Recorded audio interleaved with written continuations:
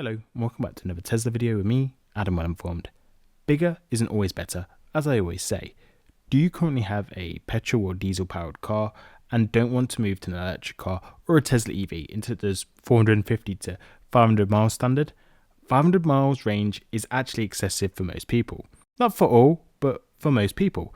In fact, I think most people don't actually realise how capable their own petrol cars truly are. Let's take a look at the mega popular SUV type car, as it's hugely popular across the globe at the moment, from the US to Europe and even China.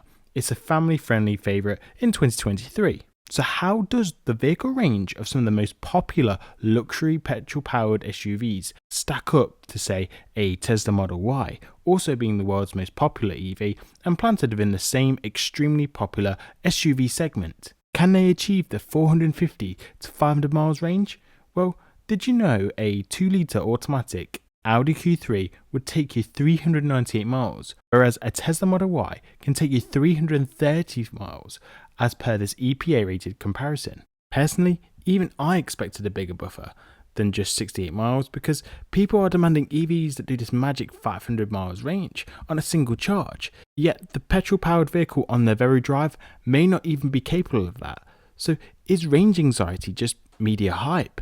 Then I thought, well, maybe this Audi is just an outlier, so I threw in a Mercedes-Benz GLA into the mix, and this one is just shy of 356 miles per full tank of fuel. Just 26 miles difference between the Tesla and the Mercedes. That is truly eye-opening as to how close a difference in range physically is today in 2023. How many people knew these two cars were so evenly matched for range? I certainly wasn't. Therefore, I'm putting it out there. Do consumers as a whole have unrealistic expectations for their vehicle range? To phrase that slightly better, are consumers overestimating how much range they need? I'm not trying to talk down your needs. In fact, I suspect most people don't truly understand just how easy electric car ownership can be. So if you have even the slightest intrigue into owning an electric car, this video is going to show you why perhaps the new petrol alternative may not be such a clear-cut winner over, say, a 2023 Tesla Model 3 or even a 2023 Tesla Model Y. Plus the Tesla secret sauce that will unlock bigger ranges without increasing the costs to you future buyers out there. Enough jibber jabber. If you like Tesla EV content, appreciate if you could just hit the like button, subscribe below. Right, let's not waste no time in getting into the good stuff. So to kickstart this video, you've just learnt in the intro that perhaps you don't need a 500 mile EV. I mean, if you do, and you do live in the US, there is something called the Lucid Air. But let's focus on how much range you truly need. That figure is different and is wholly dependent on your very personalised needs. Do you use your car more frequent than others? Do you visit family in other cities or states often? Do you use your car for work purposes and drive beyond a single location each day? Is your day-to-day driving beyond 300 miles? And can you charge at home, or do locations that you visit frequently offer on-site charging? Do you tow often? It's impossible for me to tell you a blanket answer for how much range you need. However, if you were just to generalise this for the average car user in the US, the average owner will drive 10,000 miles a year, and in my country across the pond in the UK, it's closer to 8,000 to 9,000 miles a year. For monthly, you're probably doing 830 miles a month tops on average, and at present you probably only refuel your petrol car maybe twice a month, and if so, 330 miles will cover daily errands and more so. Then this question becomes, how often do you drive 300 miles plus? And if so, you're likely driving at highway or motorway speeds, and so that's like 5 hours worth of driving at an average of 60 miles per hour. So I'm pretty confident you've earned a wee break and a meal that you can then tie in with your charging stop at your destination. 0 to 80% recharge takes as little as 27 minutes, and so the car can do all the legwork, leaving you with little planning work to do. The reality is, if you drive that petrol-powered Mercedes GLA, you're probably doing no different to what a Tesla Model Y long-range driver is doing today. Even refueling versus charging, the time difference is negligible if you're tying it in with your toilet break or your lunch break. I mean, it won't be long before a new refreshed Tesla Model Y will be outpacing that GLA range. So I'm going to let you know how they could do just that a little later. So if Tesla can produce more range than a petrol-powered alternative by just increasing the battery pack, they should just do it now and get rid of the charging stops. Honestly, no, absolutely not. Yeah, that decision would increase the vehicle's range, but that's also going to hit the ticket price to you and I as consumers. I've already just highlighted that the physical benefit from jumping to 330 miles to 450 to 500 miles overnight won't necessarily benefit the average car user enough over the course of the year. Yeah, it will take a load off during those super long road trips for sure, but compared to today's latest petrol offering, particularly in the SUV segment, your driving experience will mostly be unaffected if you're doing that average mileage, unless you're racking up some serious mileage in a day.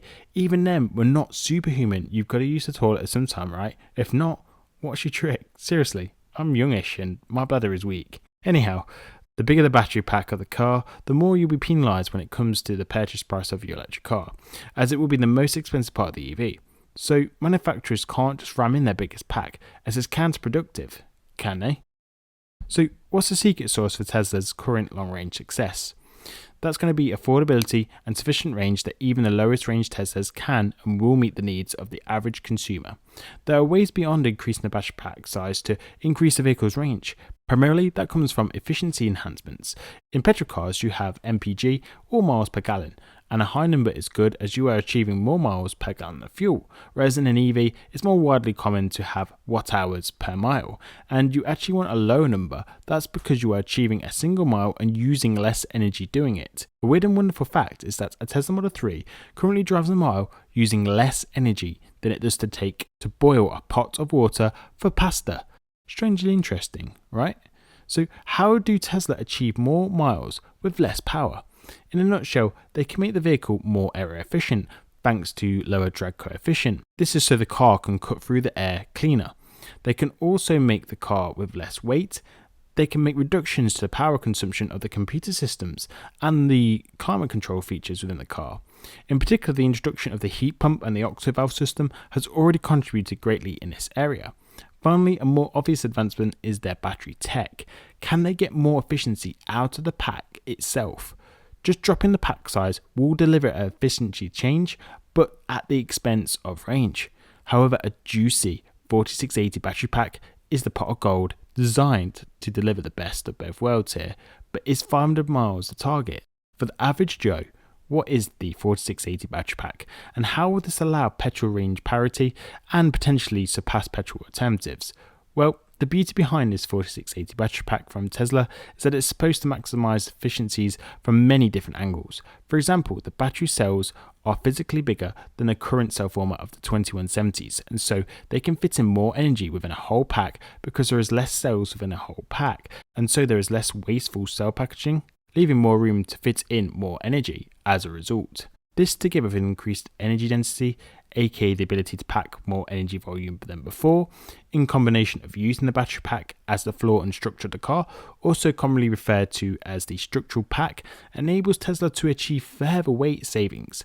There are other highly technical details relating to the anodes used, etc., but that's just too technical, and if you're the everyday user, you probably don't care about the technical details, just the end result, and that is effectively the ability to have a smaller or the same size battery pack as of today, but achieving much more range from all the efficiency gains from the new battery format and the structural battery pack. So to conclude, for the average everyday user, a 500 mile EV is pretty much a fool's errand to chase. Bigger isn't always better. Whilst it's comfortable to have in your back pocket, how often would you truly use that additional range? Is it a niche requirement?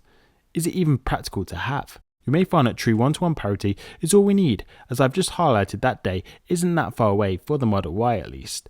Plus, we've not even covered the advancements to charging speeds that make the charging experience even closer to refueling. However, again, if you're an average user like me, you may only need to supercharge like 5 times across a whole year. So those that do regular long trips will see that benefit more so than the average driver like myself. But still, the new battery format should enable some gains in this area to enhance the recharging experience. So what is an ideal EV range for you? How much should it truly take to convince petrol owners to switch? Tesla or EV owners, do you find you need more range? If you've got this far in the video, please let me know in the comment section below by dropping me the comment, bigger isn't always better, and I'll give you a cheeky thumbs up for the support. Otherwise, you guys have been great, and I'll see you in the next one. Ciao.